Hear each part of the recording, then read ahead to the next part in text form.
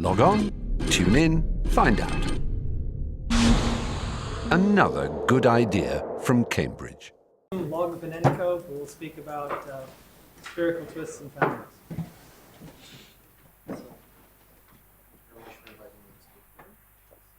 More so than some people who see the movie, it's certainly part of the story I'm about to tell. So let's see.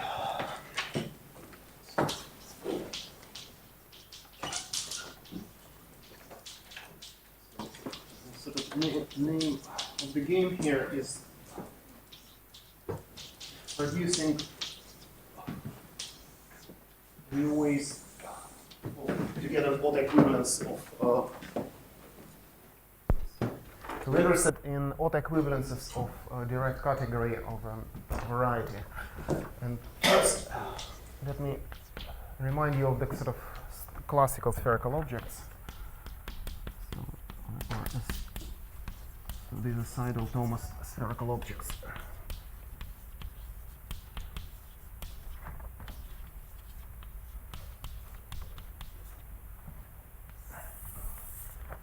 So in this story, X is a smooth projective variety over C.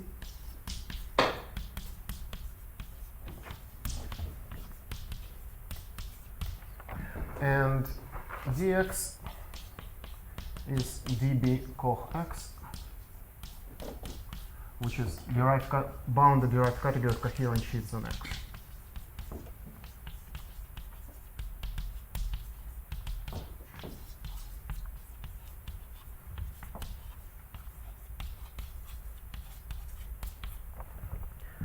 Then we can make a following definition. So let E be an object of dx. Then the twist function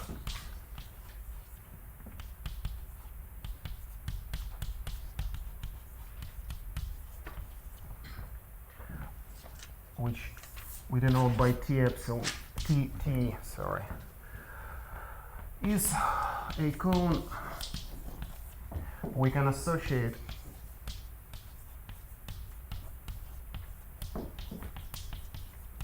to, I'm about to write a natural transformation of two functors and say that the functor we want is a cone of it. Of course, the cones in derived categories are notoriously not functorial, so this procedure is not in general well defined. We can associate one here using sort of Fourier-Mukai transforms, and there is a whole separate game about doing this in complete generality. There is a sort of, and I will speak about this later, so I will not stop to sort of say this now in this kind of specific case. But basically, we can take our home, and this is derived function of global homes from E into any given object.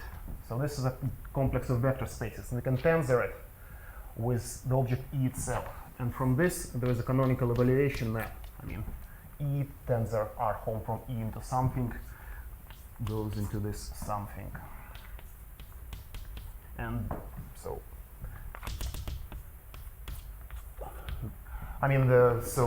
this is entirely well defined in any case on objects. It's kind of defining it on morphisms that you go via Fourier-Mukai transforms. So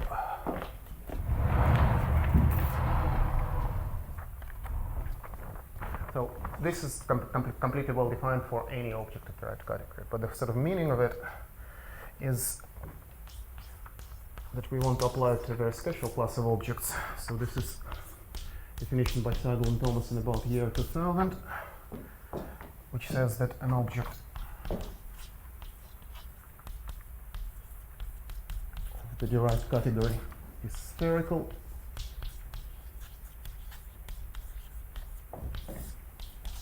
if two conditions hold. One is Holmes kind of indirect category from sort of self X. By home I mean home into E shift I, so all sort of shifted homes, are two copies of C, so in degree 0 and in degree dimension x, and 0 otherwise. So basically, if you take R home from E to E, you'll get a complex with two cohomologies. And then second condition is that E tensor canonical bundle of X is isomorphic to E again. So which means that we should really look on color BLs to find any nice examples of this. And the sort of point of this definition is in a theorem which appears in the same paper, which says that if E is spherical,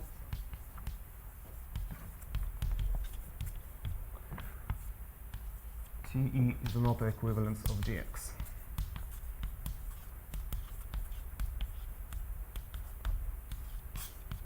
Now, I mean, autoequivalences of derived category coherent sheets and algebraic variety are of kind of extreme importance and very interesting to look at. And as kind of some results show, these autoequivalences, spherical twists produced by objects, are pretty much the sort of first class of really sort of derived autoequivalence, which means they're not sort of induced by something that happens in the coherent category or on the variety itself, like automorphisms or tensor twisting by line bundles. So it's worth just very briefly reminding where did these guys come from, as that's also an important part of the story. And the motivation here is homological mirror symmetry.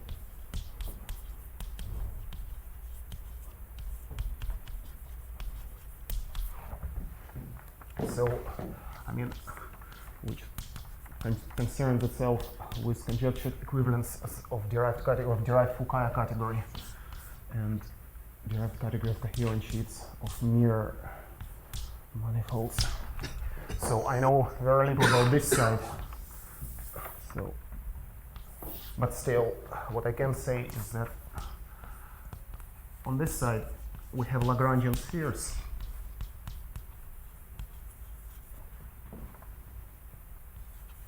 And the spherical objects are precisely what corresponds to them. And this derived equivalence, this is just sort of property. I mean, in a way, these objects are called spherical because their self-X are exactly the homology of a sphere. And it is not as kind of flippant as it seems, because the X in here for Lagrangian spheres are just kind of normal homology of this Lagrangian subsphere. So this is makes sense. Then we have Dan twist, which is well understood symplectomorphism of variety. Are you saying that all the spherical objects are supposed to correspond to controversial spheres? No, I'm saying that if you have a Lagrangian sphere, then its image on that side will certainly be a spherical object. So, and I mean, this is how, in a way, this is. I mean, in a moment you will see sort of. I will say exactly why this sort of original paper was written. But then we have this Dan twist, and that corresponds to twist functor T. So this has been worked out in some examples where kind of mirror symmetry is known to work, and so there are kind of papers with very precise statements. So the point of the original paper is that you can have a bunch of these spheres, each touching at one point, sort of in a sequence like that. So this will be E1 dash, this will be E2 dash, this will be EK dash. And corresponding to them, if you sort of look at it, would be a bunch of spherical objects in what is known as a K configuration. That is R homes from EI into EJ are just are a copy of C in some degree. So I'll have to rub that off. If these objects are next to each other, and 0 if these objects are not. So sort of next to each other in this sequence. And then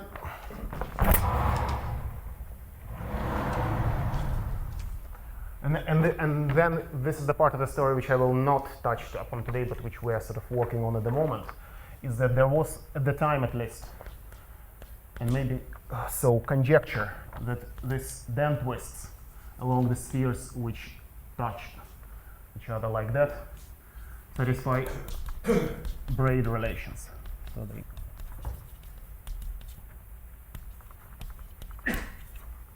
and in the paper in question, this became a theorem on this side. So spherical twists along the objects in this configuration certainly satisfy braid relations.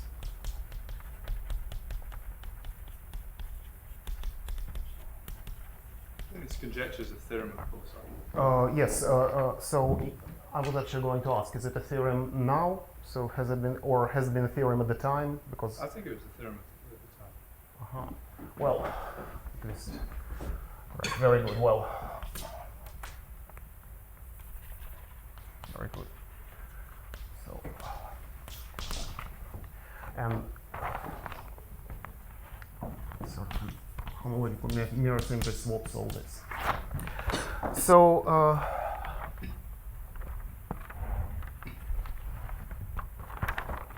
What this is all about is a sort of an intuitive notion that wouldn't it be nice to have a family of such objects, which would also sort of induce twist when you consider it as a family. And I mean, first let me sort of describe this, give some examples of these objects. So on elliptic curve, we have sort of structure shifts and point shifts. On a K3, well, line bundles. On K3 surface, we have line bundles and -2 curves. On Calabi-Yau threefold, we have line bundles, -3 surfaces, and -1, -1 curves. So, all right.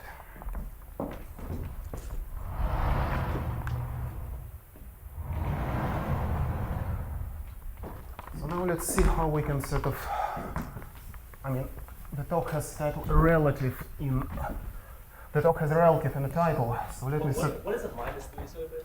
Sorry? What is a -3 surface? I mean P2 with normal bundle or -3. I mean local P2 or something. Did you take any fun on surface? Are they all okay? Look, kind of.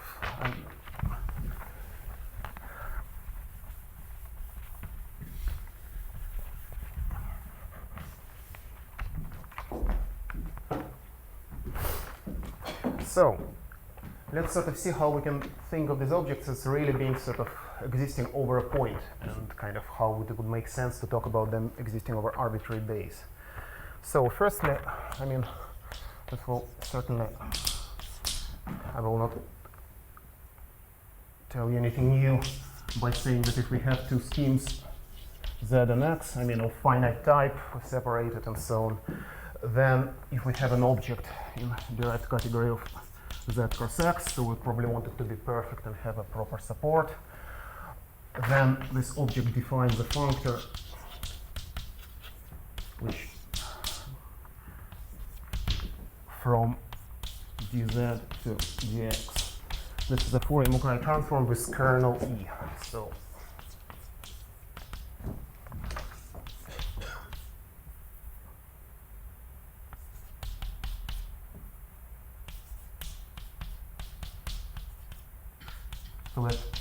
we have product where this object lives with two projections, and our functor says lift stuff up from Z,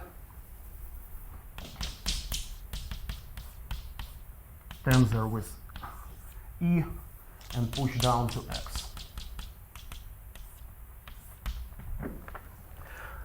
So this is sort of Fourier Mukai transform with kernel E. I mean, once upon a time, Fourier Mukai, these things were called integral transforms, and they were called Fourier Mukai transforms only when they're equivalences. But I think thanks to Daniel's book, now we certainly kind of think of all these guys as Fourier Mukai transforms. So, observe, therefore, that if we set Z to be spec of a point, then Z tensor X is just canonically isomorphic to X. And therefore, so any object in direct category of X considered as being in the direct category of this guy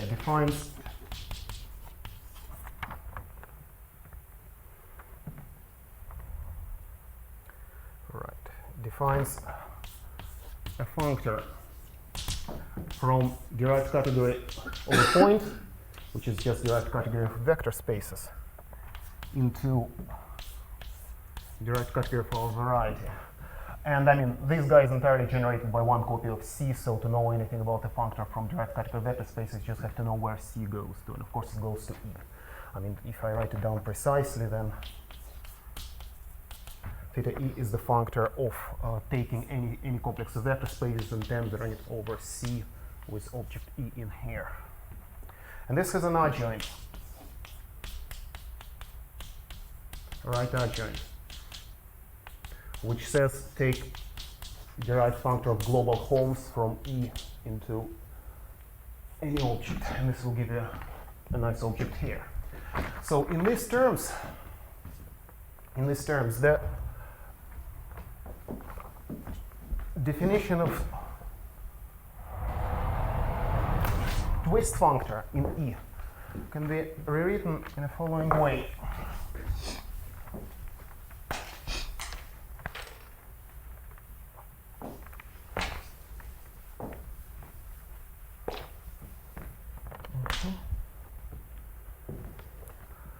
Right, so then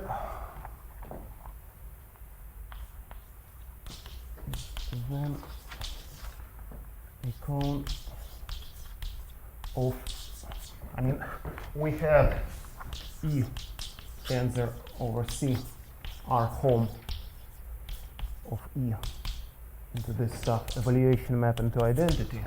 And this just translates, I mean, this is phi E, this is phi E right adjoint, so we just have composition of phi with phi E right adjoint.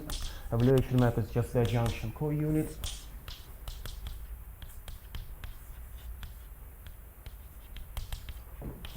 Into identity on dx. So, I mean, now it makes perfect sense to ask if we can play this game over an arbitrary base. I mean, there's nothing in that definition that says that we have to take Z to be spec C. I mean, take any arbitrary base, take object in the direct category of the kind of the fiber product of the base with the variety, and ask when is the cone of this guy.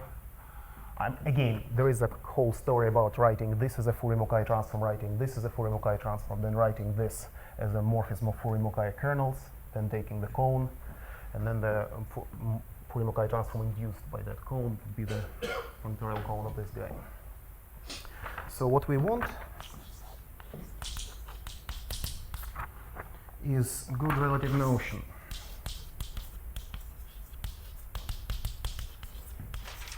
of an object being spherical over arbitrary base Z.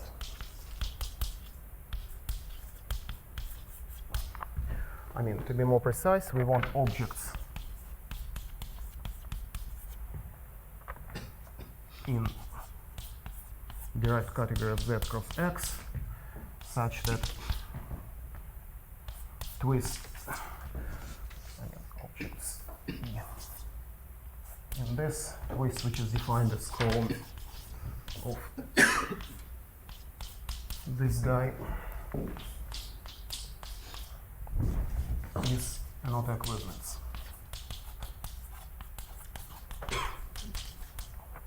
Right. So there's been some partial results along these lines. Let me mention two.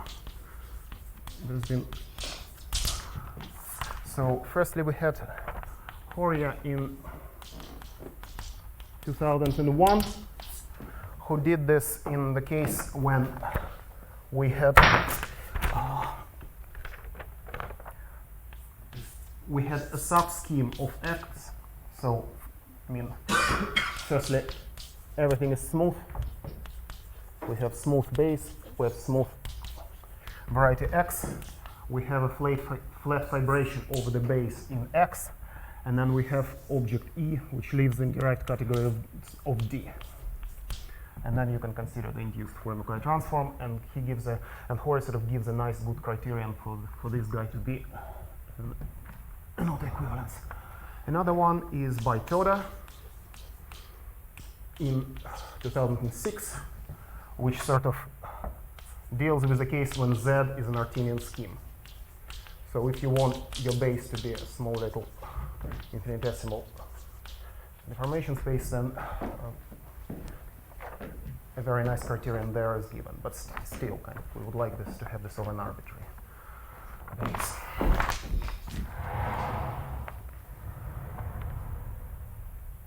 So, and for that, I mean, generally, as again, many people in this audience would know, proving that something is an autoequivalence or an equivalence of derived categories can be very unpleasant. So, I mean, it was well worth noting that in all these examples in Seidel and Thomas-Twitz, in Horia and in Toda, the autoequivalence produced has a very nice property.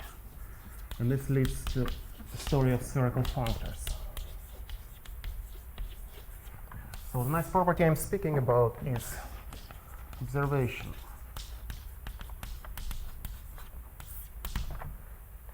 In all above cases, not only twist functor is an autoequivalence,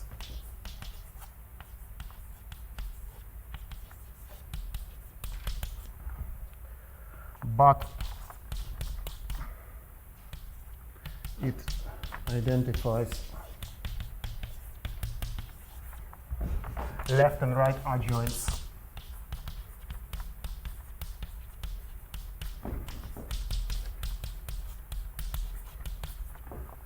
of the original Fourier-Mackay transform defined by E. I mean, to be more precise, and I will sort of write down this now and explain this just in a moment when I deal with a more abstract case. If you take left adjoint of phi E and you take its composition with an autoequivalence, so we apply an autoequivalence to it, then there is a natural morphism from this into right adjoint of E, shifted by 1. And we want this natural morphism to be an isomorphism. So left and right adjoint are kind of identified by sort of a shift of our autoequivalence. And then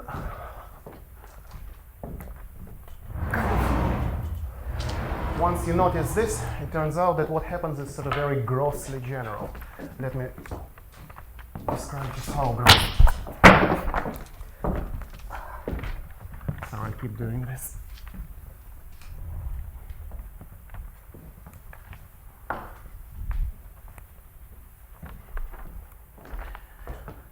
So, quite generally,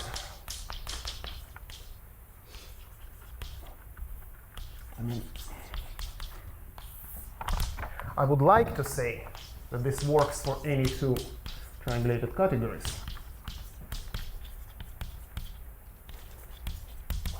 But unfortunately, there is no general way of coping with cones not being functorial, which is essential for this game. So I assume, and this assumption, I will immediately describe two settings in which this works. Assume we have a nice, unique way to define cones of morphisms of functors.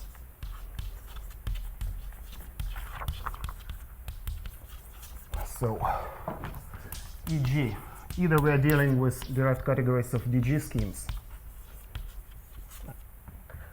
or we are in a normal world. So schemes, derived categories of schemes, but all functors. We only consider Fourier-Mukai transforms.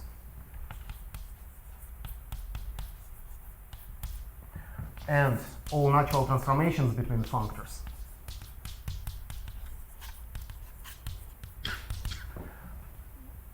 Must come from morphisms of Fourier-Mukai kernels.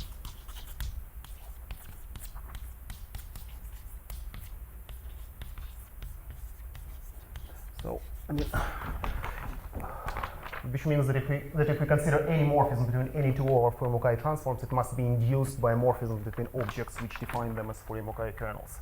I mean, in particular, if you want to play this game, you need to know that every one of the 4 adjunctions, units, and co-units comes from a morphism of objects. And, well, to do it completely generally for schemes, we have to write a paper about it. Sorry, Tim, I don't understand that statement. Which one? I will explain the statement. I will write. I mean, right now I'm going to state exactly this thing in kind of in this gross generality of just having 2 triangulated categories, and I'll write out exactly what this morphism is. So just wait a minute. So what should be DG scheme? Sorry? When you say it in DG schemes, what do you mean? You mean digi category? Yeah. I mean, I'm in DG categories. Categories, Yes, sure. I mean, I could write out precise statement. It's actually in the. I mean, this part is based on the paper by Rina Anno called Spherical Functors. The exact statement is made there. If anything, I deal with the case of schemes and Fourier-Mukai transforms. I'm not at all specialist on DG categories. So, right. So then we have a following game. We have our category C1 and C2. Let S be a functor from C1 to C2. Let it have left and right adjoints. So, adjoints. Oh, sorry. This S goes from C1 to C2, and it has left adjoint marked L and right adjoint marked R, which go from C2 to C1. Then I make a following definition. I define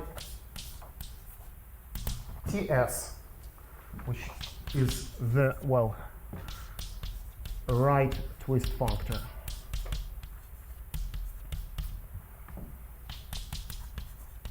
By saying that it's the functorial cone of the adjunction of this adjunction co-unit. So we go by S, right, let me see, no, this means that we go by R and then we come back by S. That means that as a result we get something that goes from C2 to itself. And observe that this means, so definition means that this fits into this triangle here.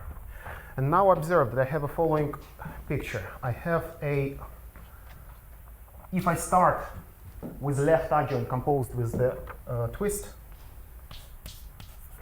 I have a morphism from twist into SR shifted by 1. This is an exact triangle.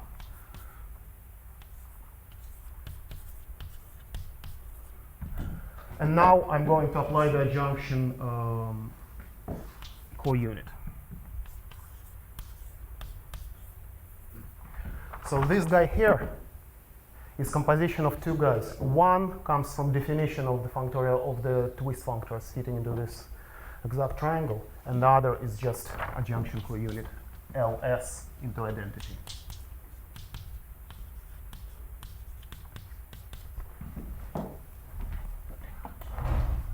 Similarly, I'm going to define, and of course there is a left twist functor, which is the cone of the other adjunction co-unit. And then there is left co-twist which fits into short exact sequence. I mean, it's actually it's actually a shift of a cone of the corresponding guy. So this is identity of C1, this is Fs, and this is a junction unit. So this goes SR. So as a result, Fs is something we get on this side. And from this, It's L. sorry? R. Yes. So this is identity into RS.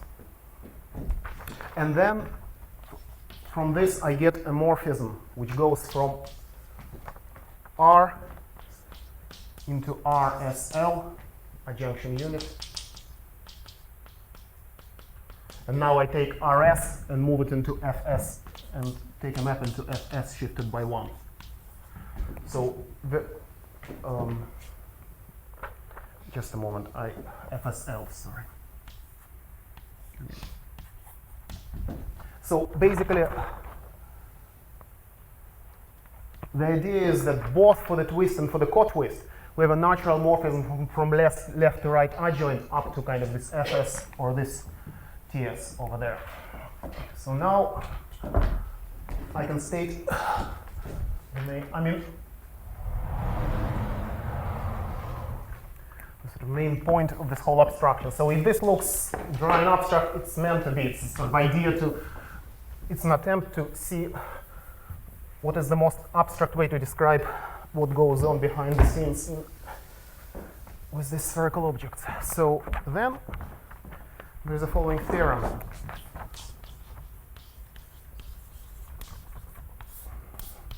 By Irina Anno in 06. And this states that Ts is an autoequivalence. So this is what, so this left-hand statement is exactly the story we observe in each of the spherical twist case. And this morphism from LTS into right adjoint shifted by 1 is an isomorphism.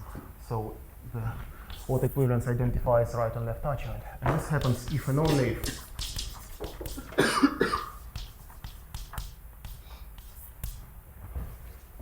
exactly the same is true of Fs.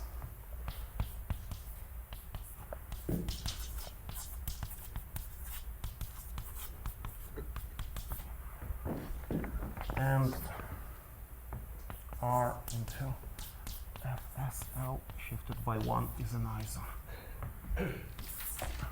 So the picture is completely symmetrical. We have this twist and co-twist, and if one of them has this is not equivalence and identifies left and right adjoint, then the other also has to be autoequivalence and identifies left and right adjoints. And this is brilliant because, I mean, in the classical case of Seidel and Thomas, this guy is a point, and we certainly know what autoequivalences of that look like. And in most cases where the base is actually nice and simple, and we would much rather prove that something is not equivalence over the base than that that's not equivalence over our kind of Calabi-Yau guy, our Calabi-Yau guy here. So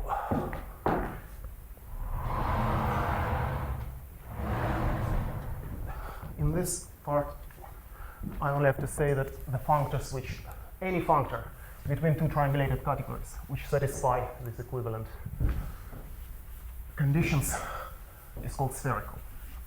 So functor is spherical if its twists are autoequivalences and they identify adjoints.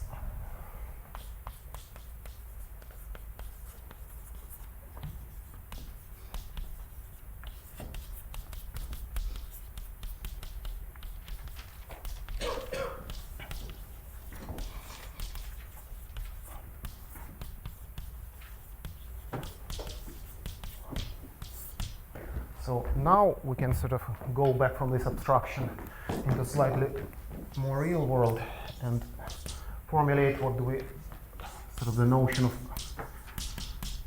relative spherical objects.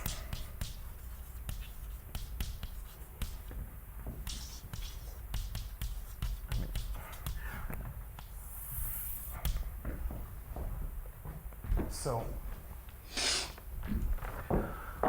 But advantage of this whole abstraction, layer of abstraction is that we know exactly what to say to play this game very generally. So now we can do this for any separated schemes of finite type over C. Excuse me. Can I ask you one question about this? Yeah. With some condition, I remember. Yeah. The yeah.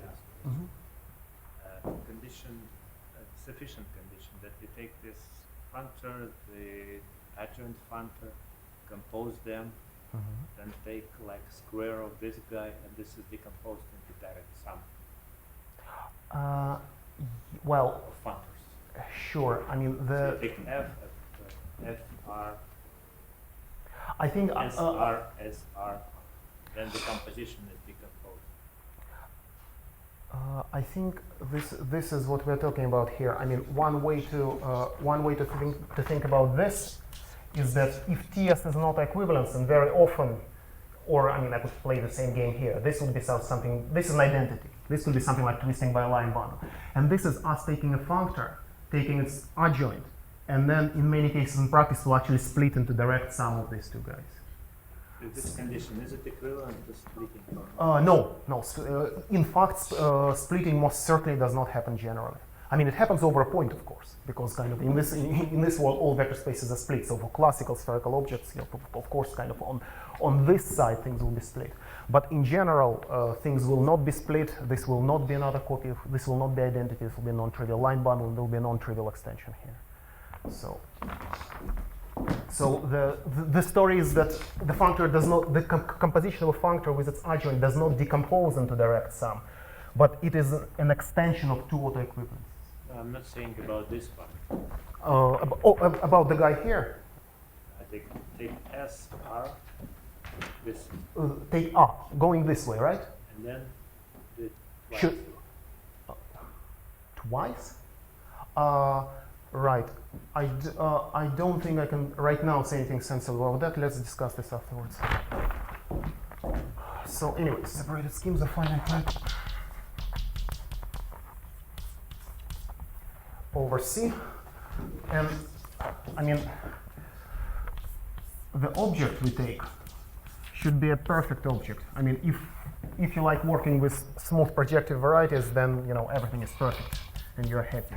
But I spent a long time having to work with non-compact, non-smooth varieties. So I'm happy for this technology to work more generally. So and there is a whole general philosophy that if you play these very abstract games, then as long as the functors are all defined by perfect objects, which are sort of smooth objects inside your derived category, and they are proper over, their support is proper over respective bases, then you might as well be sitting in sort of smooth and projective, in the sense that everything will work out nicely. So the second condition is that the support of this object has to be proper over Z and X.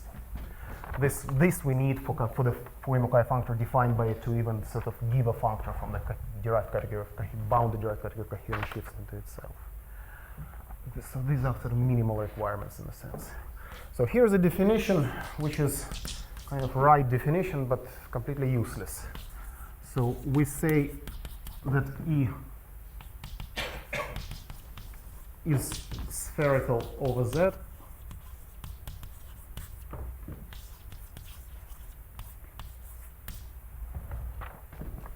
if the Fourier-Mukai transform defined by it from dz into dx is a spherical functor, and therefore its twist functor is not equivalence. So this is sort of ideologically right. This is what we were looking for when we were looking for a good notion. But there is a problem with it, and the problem is that in sufficiently general situations, you will have very hard time trying to check that a functor which you suspect is spherical is actually spherical. So what we would like to have is, instead of something abstract like this, we would like to have something like original Seidel-Thomas definition, which says if self x of the object are of this form, then autoequivalence pops out.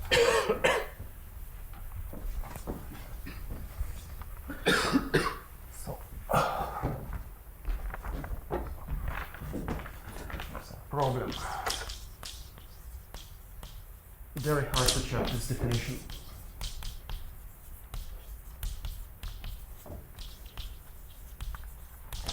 An idea. And I would like to have this nice statement in self X for arbitrary object of this form. But unfortunately, we can't. And I really think we cannot in general. But here it's worth making another observation. All the objects, all the relative spherical objects which are known and were known at the time we started on this, are all either subschemes of X fibered over the base, or are not really very far away from this. So what we need to consider not all such objects, but the kind of categorical equivalent of subschemes of X fibered over Z.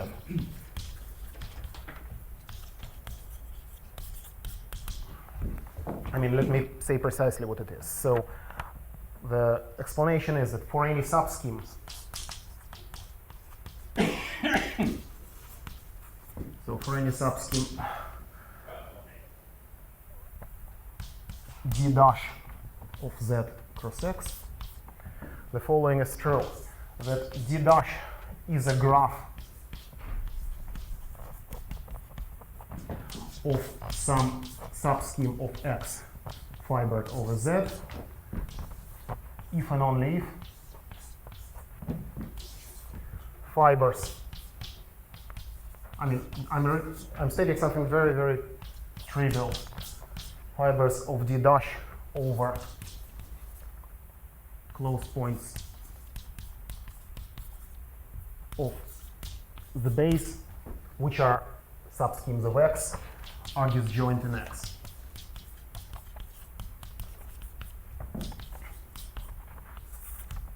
I mean, taking in, if you have any subscheme here, we can restrict it to any point of Z. It will give us a subscheme of X, and we just want them to all to be disjoint. But the whole point of looking at it like this is that we know exactly what does it mean for two abstract objects of derived category to be disjoint.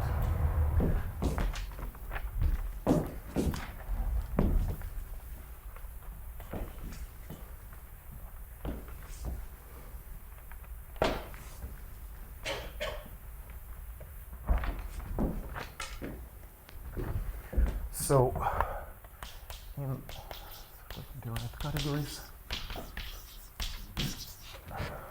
disjoint means that all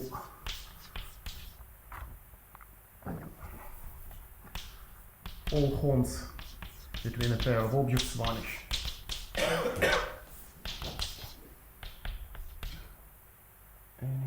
For all I in Z. So there are no horns between any two objects at all. Very good, but that means that the sort of notion we're looking for, a sort of categorical fibration in X over Z, is something very well known to most people here. It's a so-called orthogonal object. So E, a perfect object in Z cross X, is orthogonal.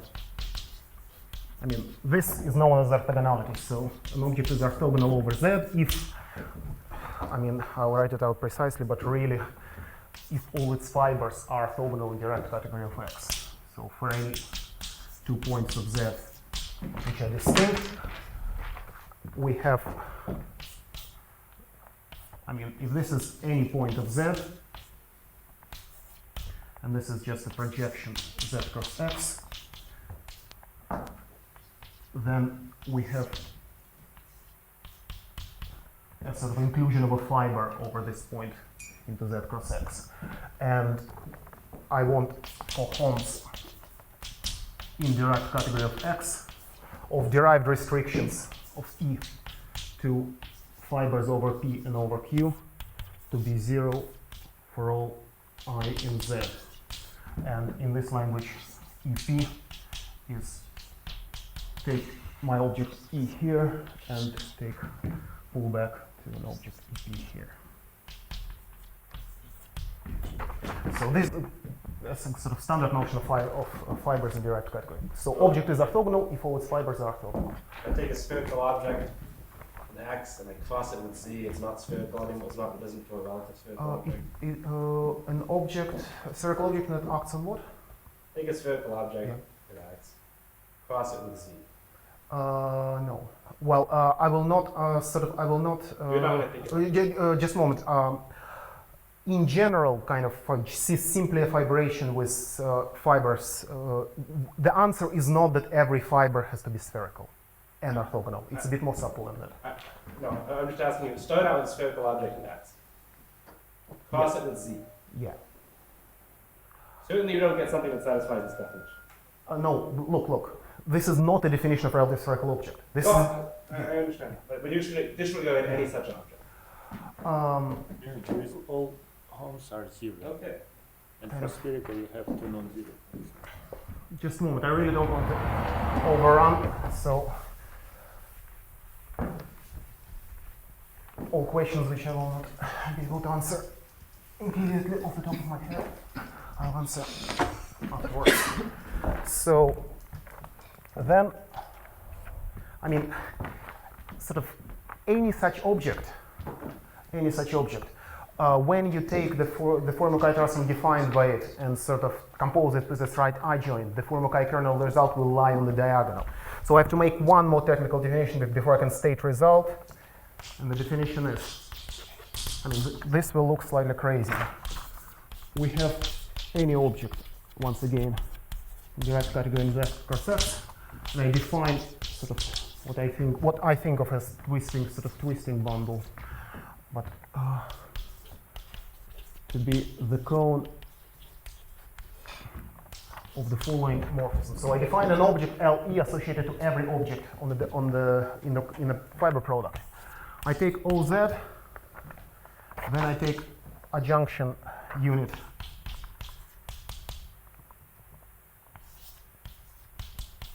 So we really have to remember this picture. This is pi Z. So first I start with OZ. I take adjunction unit into push down of this structure shift. Then I turn this by another adjunction unit into R home of from E into E. Finally, I use contravariantly adjunction co-units.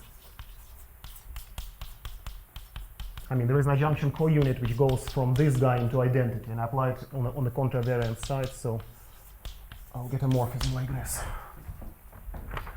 And so this is my morphism, and LE is its cone. So if this looks crazy, then what's the point? Suppose we have a diagonal, and let this be first projection. On the diagonal, I mean, the whole point of this game is to try to study the functor from Z into itself, which is given by the cone of theta E composed with right adjoint. Because the cone of this is Fe, and we want this to be an autoequivalence. Well, if we translate this into language of Fourier-Mackay kernels, we'll get O of diagonal into some object Q into some unknown that we would like to be an equivalence. What I've written here is precisely taking this guy up here and then pushing it down the first projection to Z. And because sort of the guy here is supported on the diagonal, we're not really losing much information. I mean, it's supported, it's not contained in diagonal, but when you sort of, in practice, it turns out that you do not lose any information at all. So what I get is almost precisely the L is almost precisely the Fourier-Mackay kernel of this guy as it sits on the diagonal. But that's, I mean, don't worry about this. The next sort of proposition will tell you that in all cases we're interested in, this is just a line bundle. Well, shift. You say that LT is Philo star of FT? So basically, yes.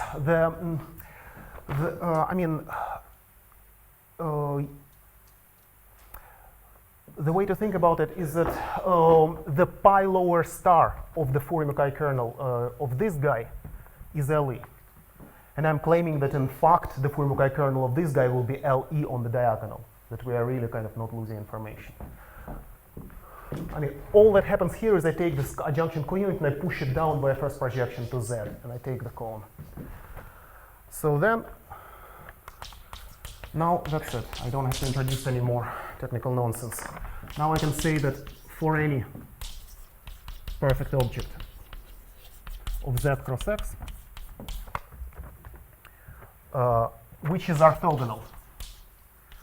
I mean, we need this to be orthogonal, because if the object is not orthogonal, the guy we're pushing down here is not sort of supported on the diagonal, and we'll lose lots of information by taking projection. But if it is orthogonal, then the following things are equivalent. So there are three equivalent TFA. So first statement is the thing that we're looking for, sort of nice, easy to check cohomological criterion for any point of Z such that the fiber of our object over it is non-zero. I mean, if it is, we're home. If this guy is zero, then the cone will be just identical, so which is certainly not equivalent locally. But for any point where with a non-trivial fiber, we want our home complex from. So now what happens is, I have a map, also projection onto X here. And I do two different things to E. I take its direct image into X, and I take its pull back to fiber. And then I consider R homes between these two guys for every point of Z. And this has to be spherical. So this has to be C plus C for some dp in Z. So just two copies of C, one in 0, one in some integer guy. And in fact, this is exactly equivalent to LE being invertible object of a derived category. I mean, we're on schemes of finite type over C, so they can be pretty nasty. This means that locally it's a line bundle shifted by some degree. And this is also equivalent to the right cotwist being an auto-equivalence. I mean, the reason to do this all carefully is I don't just want a statement, if an object satisfies this, then it's spherical. I want if and only if. And then, actually, if it is not equivalence, it will be just a not equivalence of this form, twisting by an invertible object of derived category. So now I can write out the theorem. And the theorem goes, so, E, I mean, proper over Z and X, orthogonal over Z. E is spherical if and only if two things hold. One, I mean, any of these equivalent conditions of the proposition, let's say, kind of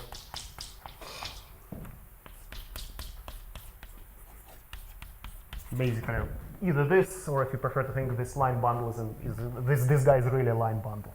And second condition is that E dual, I mean, let me write it down and then explain it. So this, if you remember in the original, I mean, I took some care to make this look as much as the original definition of a spherical object as possible. Because in the original definition we had condition on self X, here it is. And second condition was that twist by canonical bundle was just the same thing as the original guy. And here, I mean, if X and Z are smooth, these are just kind of dualizing sheets. So in a way, what am I saying here is that I take this guy and I dualize it with respect to this morphism. Take its R home into the relative dualizing complex here. It's the same as dualizing it with respect to this morphism up to this twist by line bundle. So now let me kind of decipher this slightly in cases when our varieties are nice and, well, we don't even need smooth, we just need Gorenstein to make a prettier statement. So just two notes. No, sort of note. One, if over Gorenstein locus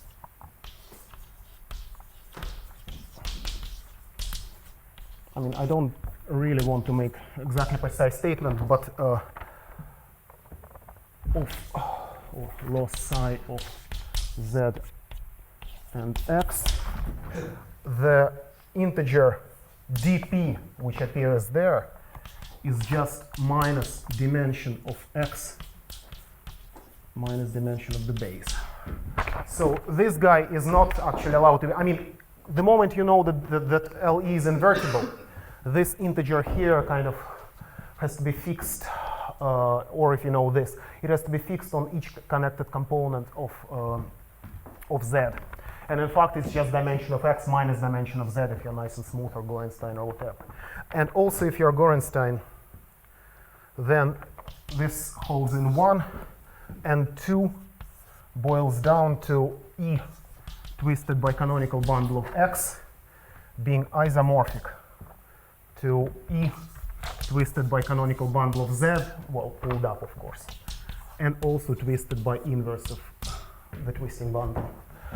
And second is, this can actually be very nasty. Commutation conditions. They can be nasty to check, but if dimension of x is greater or equal than dimension of z, commutation conditions are trivial. So kind of you don't have to fuss with a trivial and don't have to be checked. It's sufficient just for this guy for this guy to be an isomorphism. So I mean, certainly if you have a kind of, if this is a point or a P1 or something kind of, or you have a subscheme fibered over something, then this will be true. So this is kind of this in some generality. Am I allowed to overrun by about 5 minutes? I mean, this thing is fast, right? Or You started a few minutes ago. yeah, sure. So just oh, I shouldn't erase that.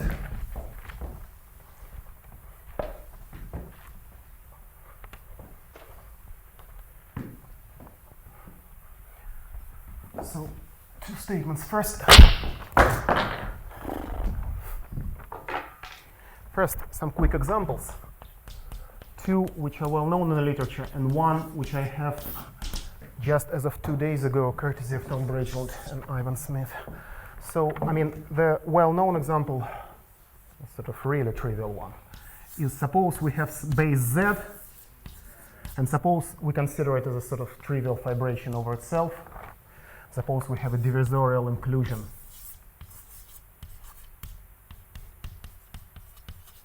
into X, then this guy, basically any divisor is spherical. All I'm saying is that any divisor is spherical, and the autoequivalence is just twist by Z. Now, the reason I'm saying this is because the second example is less trivial, but it's a kind of variation along the same lines.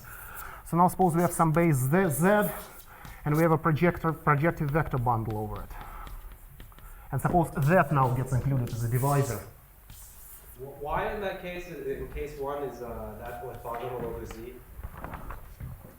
Look, this is a scheme, subscheme fibered over this.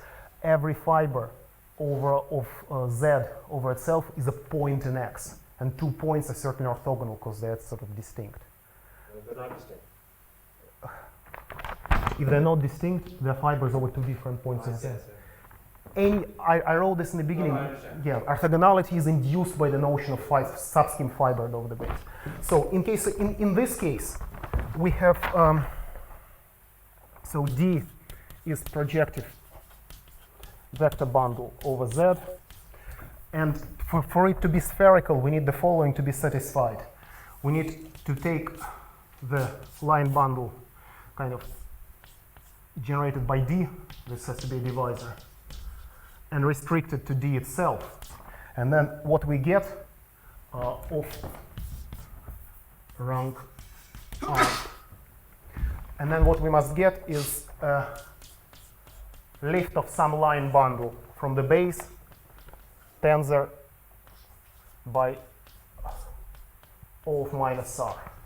And if this holds, this is a spherical functor. And autoequivalence is not trivial. It's in fact, this is the kind of Hovhanov-Thomas cotangent bundles of Flag varieties, the kind of the guys which form a rather non-trivial categorification of a braid group.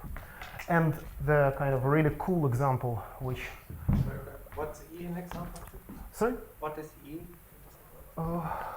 E is just, I mean, a structure sheaf of D or any line bundle on it.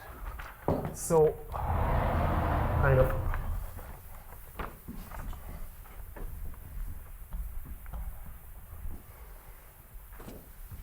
So example 3, suppose X is CY3, suppose A, B in the derived category are spherical.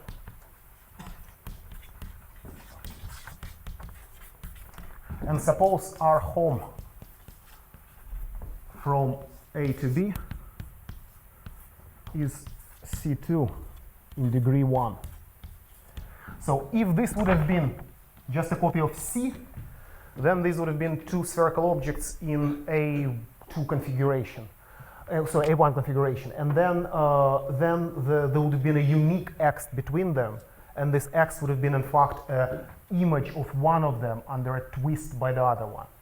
But in this case, we have a C2, and this means that the non-trivial extensions of B by A are parameterized by P1.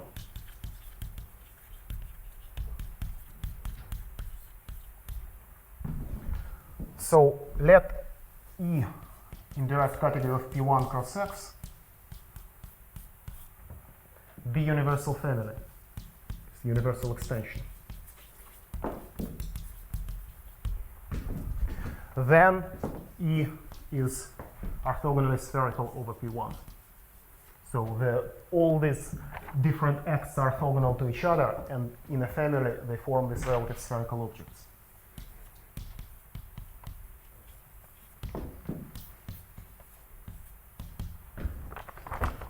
And that's kind of nice, because this is something I was not at all. I mean, there are also examples coming from sort of -n Springer fibers and all this categorification game there. There are genuine examples of these spherical objects which are non-geometrical, which are horrid complexes, but this not as interesting. I mean, one last thing to point out is that when proving the sort of main theorem, a lot of effort was spent on getting if and only if statement. And one thing I don't have time to tell you at the moment is that if you actually now go back to the the theorem also kind of lifts on and all the results of Tode and Horia. It restricts to exactly the result by Yukinobo and the result by Paul Horia in the respective cases. But our theorem is if and only if statement. And if now we go back to E not being just some abstract object, orthogonal object in Z coset, but actual flat fibration in X over Z, then we can use which is regularly immersed, we can use this to give a really nice kind of a statement about what such spherical fibrations can be. In fact, their sort of fibers have to be connected Gorenstein schemes, and if the fibration is cut out, say by a vector bundle or by section of vector bundle, or its normal bundle deforms to first order, then in fact its fibers have to have all the higher images of the structure sheets vanish, so they're morally Fano. So there is a good reason why in all the examples the actual spherical fibrations we have fun of these fibers. This is sort of but that's sort of in the paper which contains this. So thank you very much.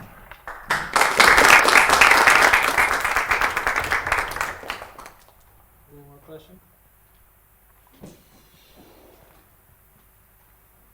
Okay, let's thank the speaker again. So I'll just ask one. So the autoequivalence you get here, do you know it's not in the span of the two spherical twists that you have from A and B? Well, I haven't looked at it yet, but I'll look into it now. This is I've been working with it since like the day before yesterday. I think there is P1. Transformation for the P1. That's a square of a spherical twist. I guess.